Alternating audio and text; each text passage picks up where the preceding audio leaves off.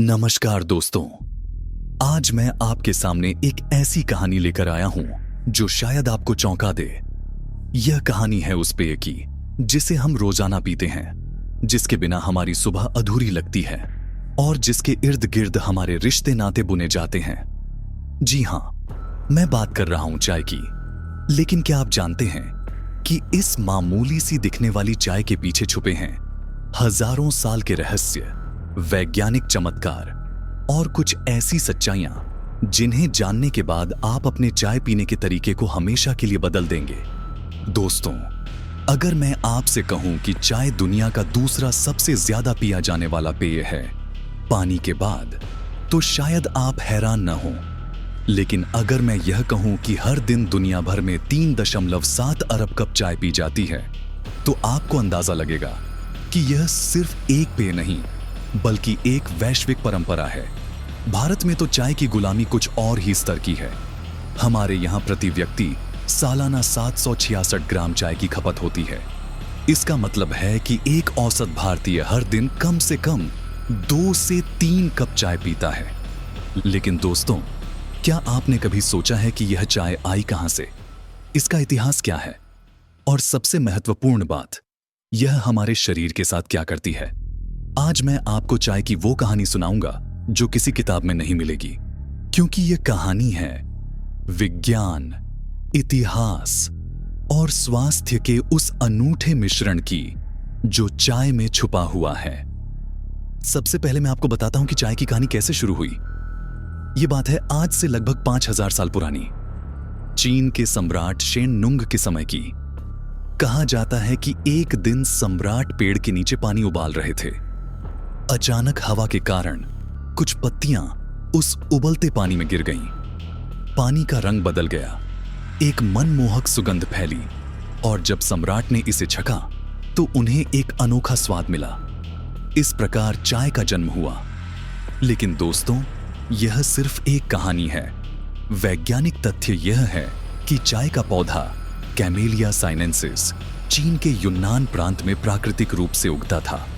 वहां के लोगों ने हजारों साल पहले इसकी पत्तियों को चबाकर इसके गुणों की खोज की। समय के साथ उन्होंने इसे पानी में उबाल कर पीना शुरू किया। यह था चाय का असली जन्म। अब सवाल यह है कि चाय भारत में कैसे आई? यहीं पर कहानी दिलचस्प हो जाती है। बहुत से लोगों का मानना है कि अंग्रेजों ने भारत में चाय लाई, लेकिन यह पूरी तरह सच नहीं है। भारत में चाय की खेती और इसका सेवन हजारों साल से होता आ रहा है। असम और दार्जिलिंग के जंगलों में चाय के पौधे प्राकृतिक रूप से उगते थे। स्थानीय आदिवासी समुदाय इन पत्तियों को औषधि के रूप में इस्तेमाल करते थे। हां, यह बात सच है कि अंग्रेजों ने भारत में चाय की व्यावसायिक खेती को बढ़ावा दिया। 1823 में मेजर रॉबर्ट ब्रूस ने असम में चाय के जंगली पौधों की खोज की और इससे व्यावसायिक उत्पादन शुरू किया। 1839 में पहली बार असम से चाय लंदन भेजी गई। इसके बाद दार्जिलिंग और नीलगिरी में भी चाय के बागान लगाए गए। लेकिन दोस्तों, सबसे दिलचस्प बात यह है कि जिस मसाला चाय को आज हम भारतीय चाय मानते हैं, वो असल में 20वीं सदी की शुरुआत में विकसित हुई। अंग्रेजों के समय भारत में काली चाय बिना दूध चीनी के पी जाती थी। मसाला चाय की परंपरा बाद में आई जब स्थानीय मसालों को चाय में मिलाया जाने लगा। अब आते हैं चाय के वैज्ञानिक गुणों पर। दोस्तों, चाय में 300 से ज्यादा रासायनिक यौगिक पाए जाते हैं। इनमें सबसे महत्वपूर्ण हैं पॉलीफेनॉल्स, फ्लेवोनॉइड्स, कैटेकिन्स और कैफीन। ये सभी हमारे स्वास्थ्य पर अलग अलग प्रभाव डालते हैं। सबसे पहले बात करते हैं एंटीओक्सीडेंट्स की। चाय में पाए जाने वाले एंटीओक्सीडेंट्स हमारे शरीर की कोशिकाओं को फ्री रेडिकल्स से बचाते हैं। फ्री रेडिकल्स वे हानिकारक अणु हैं जो हमारी कोशिकाओं को नुकसान पहुंचाते हैं और बुढ़ापे की प्रक्रिया को तेज करते हैं। हार्वर्ड मेडिकल स्कूल की रिसर्च के अनुसार ग्रीन टी में विटामिन सी से 100 गुना और विटामिन ई से 25 गुना ज्यादा एंटीओक्सीडेंट होते हैं।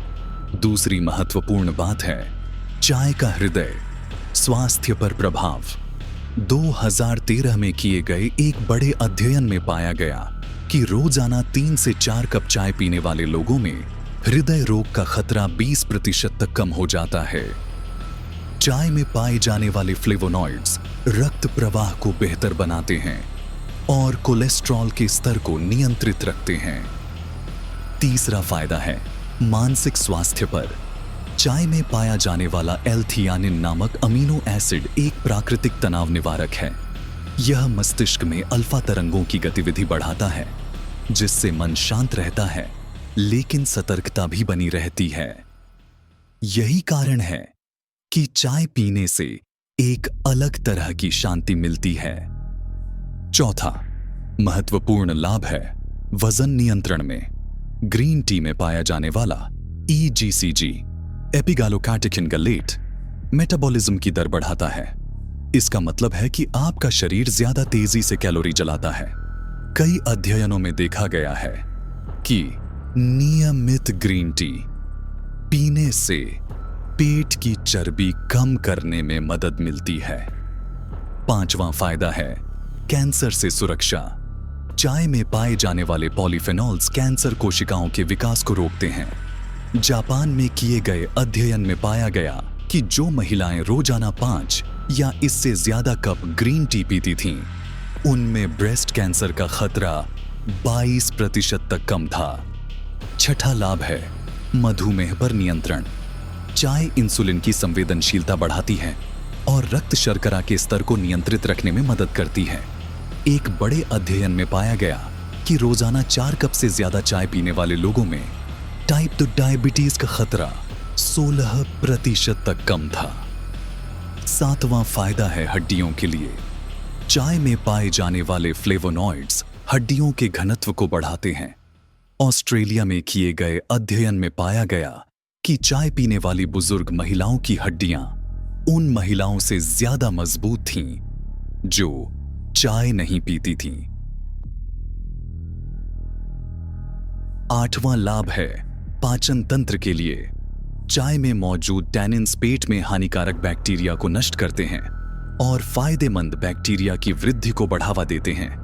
यह आंतों के स्वास्थ्य के लिए बहुत अच्छा है। नौवां फायदा है बुढ़ापा रोकने में। चाय में पाए जाने वाले एंटीऑक्सीडेंट्स कोशिकाओं की उम्र बढ़ने की प्रक्रिया को धीमा करते हैं।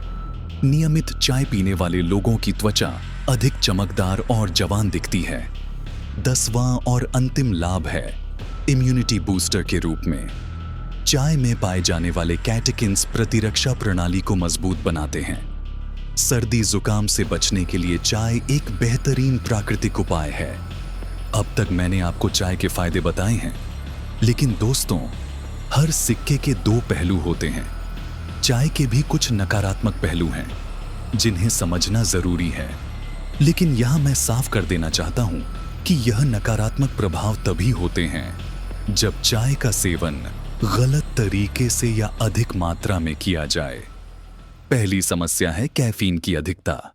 1 कप काली चाय में लगभग 40 से 50 मिलीग्राम कैफीन होता है। अगर आप दिन में 6 से 7 कप चाय पीते हैं तो आपको 300 मिलीग्राम से ज्यादा कैफीन मिल जाता है। FDA के अनुसार दिन में 400 मिलीग्राम से ज्यादा कैफीन लेना सुरक्षित नहीं है। अधिक कैफीन से घबराहट, बेचैनी और नींद न आने की समस्या हो सकती है। दूसरी समस्या है आयरन अवशोषण में बाधा। चाय में पाए जाने वाले टैनिन्स आयरन के अवशोषण को 60 से 70% तक कम कर देते हैं।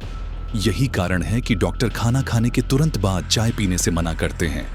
खासकर एनीमिया के मरीजों को यह सलाह दी जाती है कि वे खाना खाने के कम से कम 2 घंटे बाद चाय पिएं। तीसरी समस्या है खाली पेट चाय पीना। खाली पेट चाय पीने से पेट में एसिडिटी बढ़ जाती है। चाय में मौजूद कैफीन और टैनिन्स पेट की दीवार को नुकसान पहुंचा सकते हैं। यह गैस्ट्राइटिस और अल्सर का कारण भी बन सकता है। चौथी समस्या है दांतों पर प्रभाव। चाय में मौजूद टैनिन्स दांतों पर दाग लगाते हैं। ज्यादा मात्रा में चाय पीने से दांत पीले हो जाते हैं। इसके अलावा अगर आप चीनी मिलाकर चाय पीते हैं तो दांतों की सड़न का खतरा और भी बढ़ जाता है। 5वीं समस्या है हड्डियों पर नकारात्मक प्रभाव। अधिक मात्रा में चाय पीने से कैल्शियम का अवशोषण बाधित होता है। यह ऑस्टियोपोरोसिस का कारण बन सकता है, खासकर बुजुर्गों में। छठी समस्या है गर्भावस्था में प्रभाव। गर्भवती महिलाओं को दिन में 200 मिलीग्राम से ज्यादा कैफीन नहीं लेना चाहिए।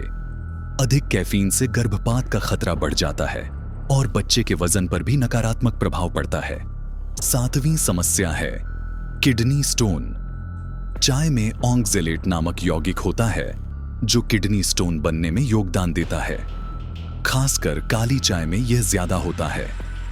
आठवीं समस्या है चीनी की अधिकता। भारतीय चाय में अक्सर बहुत सारी चीनी मिलाई जाती है। एक कप चाय में 2 से 3 चम्मच चीनी होती है। दिन में 4 से 5 कप चाय पीने से 40 से 60 ग्राम अतिरिक्त चीनी मिल जाती है, जो मोटापे और मधुमेह का कारण बन सकती है।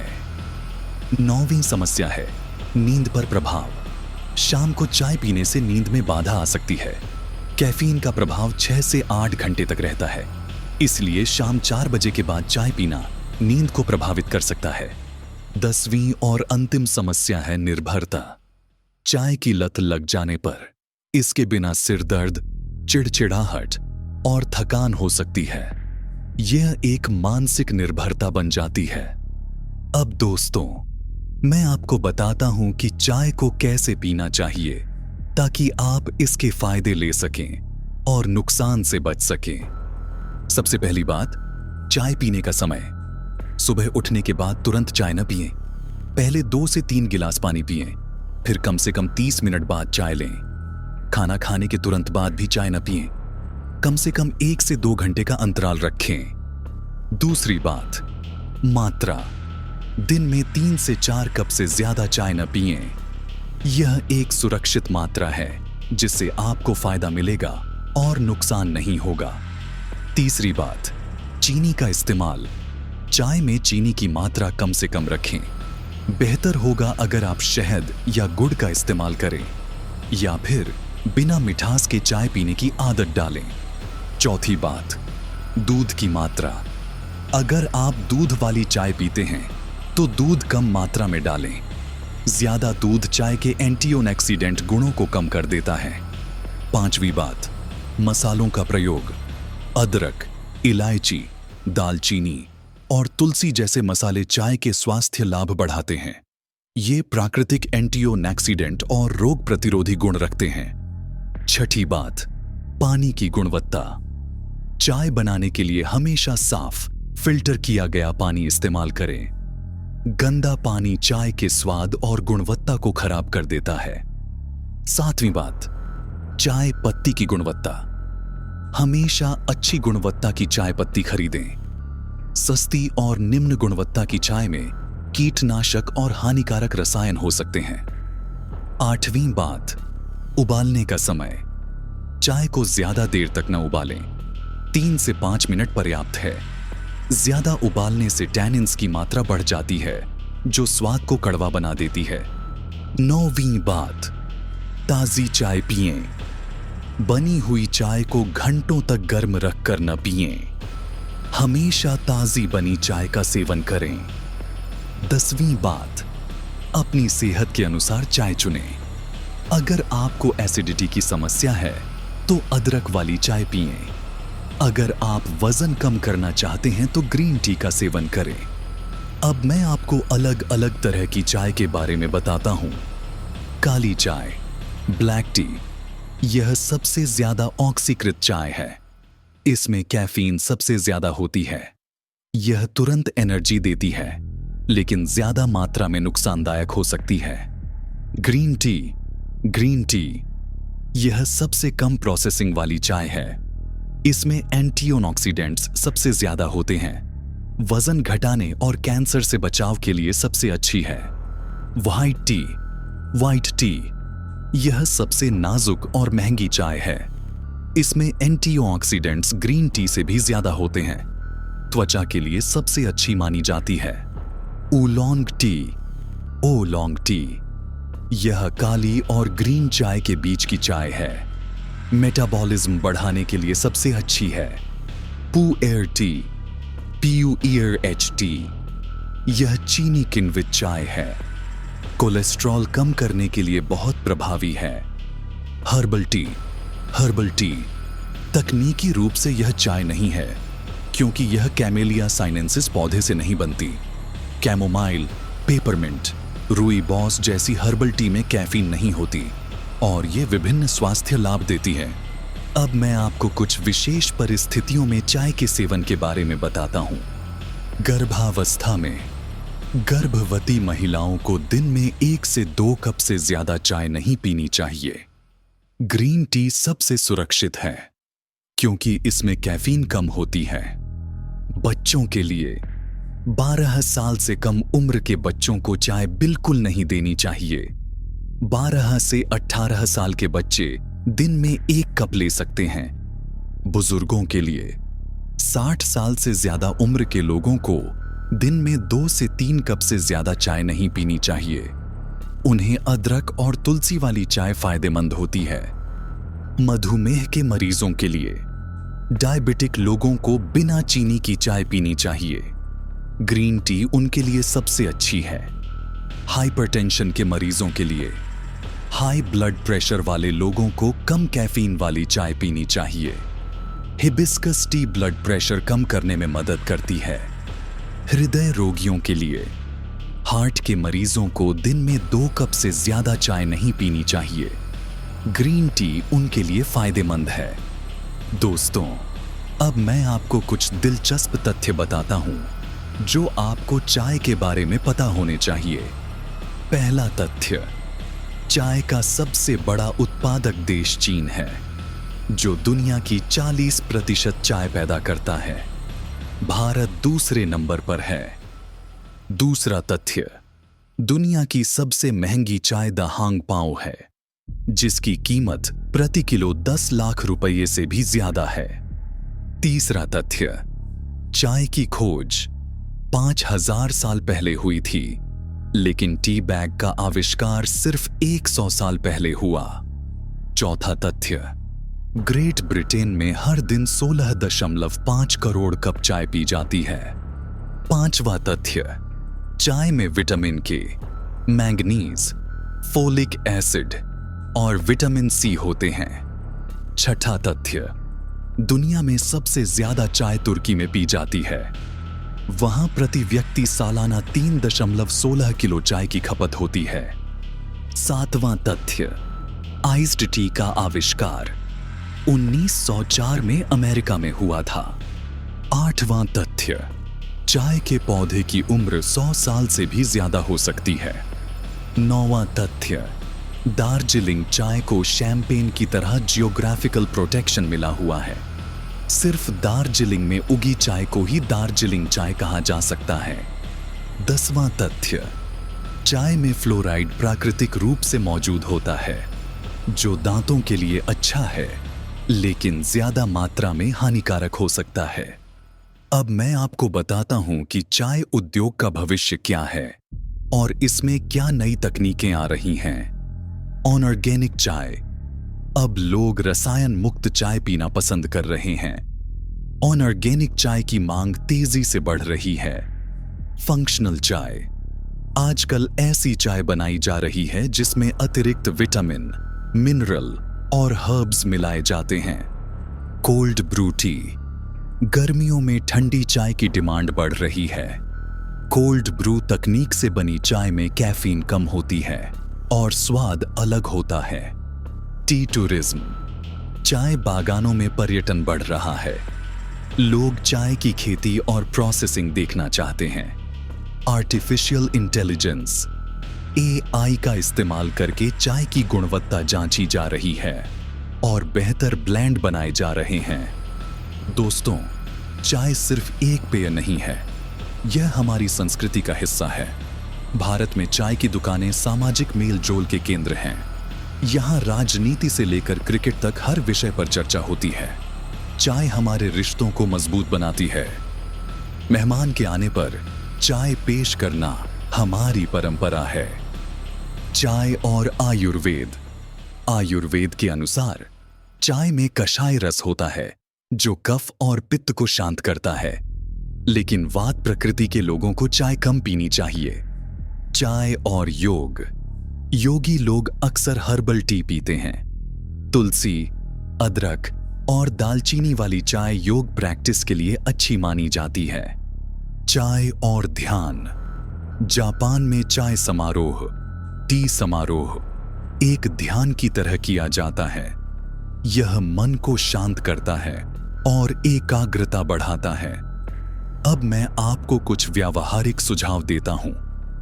घर पर परफेक्ट चाय कैसे बनाएं? पानी को 80 से 90 डिग्री सेल्सियस तक गर्म करें। 100 डिग्री नहीं। 1 कप के लिए 1 चम्मच चाय पत्ती लें। 3 से 5 मिनट के लिए पत्तियों को पानी में रखें। छान कर पिएं। दूध और चीनी अपने स्वादानुसार डालें। चाय की पत्तियों का दोबारा इस्तेमाल। चाय की पत्तियों को फेंकने के बजाय खाद बनाने के लिए इस्तेमाल करें। आंखों की सूजन कम करने के लिए इस्तेमाल की गई टी बैग को आंखों पर रखें। चेहरे के लिए फेस मास्क बना सकते हैं। चाय खरीदते समय ध्यान देने योग्य बातें। हमेशा एक्सपायरी डेट चेक करें। पैकेजिंग अच्छी हो। ब्रांड की विश्वसनीयता देखें। ऑर्गेनिक सर्टिफिकेशन हो तो बेहतर। कीमत बहुत कम हो तो गुणवत्ता पर शक करें। चाय स्टोर करने का सही तरीका। एयर टाइट कंटेनर में रखें। धूप और नमी से बचाएं। फ्रिज में न रखें। अन्य मसालों से दूर रखें जिनकी गंध तेज हो। अब मैं आपको विश्व की कुछ प्रसिद्ध चाय के बारे में बताता हूं। दार्जिलिंग। भारत की इस चाय को चैंपियन ऑफ टीज कहा जाता है। इसका स्वाद मस्कटेल जैसा होता है। असम। मजबूत और तीखे स्वाद वाली यह चाय दूध के साथ परफेक्ट है। नीलगिरी। दक्षिण भारत की यह चाय हल्की और खुशबूदार होती है। Earl grey. बर्गामोट ओनाइल से फ्लेवर की गई यह अंग्रेजी चाय है। चमोमाइल। यह हर्बल टी नींद लाने और तनाव कम करने के लिए प्रसिद्ध है। मैच। जापानी ग्रीन टी पाउडर जो एंटीऑक्सीडेंट से भरपूर है। रूइबॉस। दक्षिण अफ्रीकी रेड बुश टी जिसमें कैफीन नहीं होती। दोस्तों, अंत में मैं यह कहना चाहूंगा कि चाय एक अद्भुत पेय है जिसमें अनगिनत स्वास्थ्य लाभ छुपे हुए हैं, लेकिन किसी भी चीज की अति हानिकारक होती है।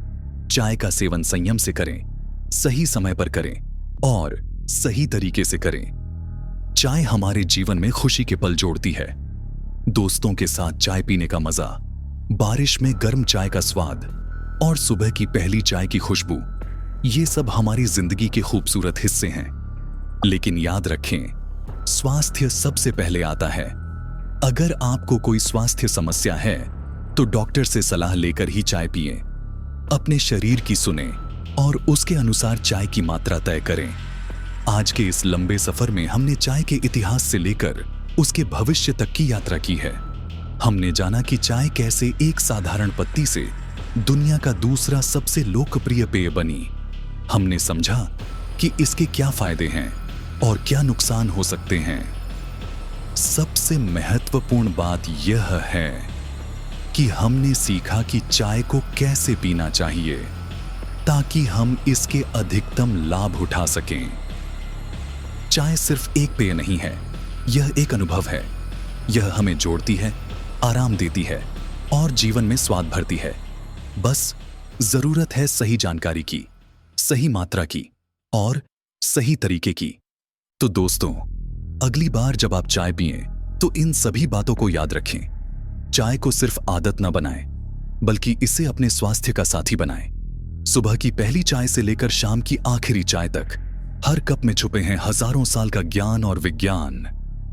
आपकी सेहत, आपकी खुशी और आपका स्वाद, सब कुछ इस बात पर निर्भर करता है कि आप चाय को कैसे अपने जीवन में शामिल करते हैं। समझदारी से पिएं, खुशी से पिएं और स्वास्थ्य के साथ पिएं।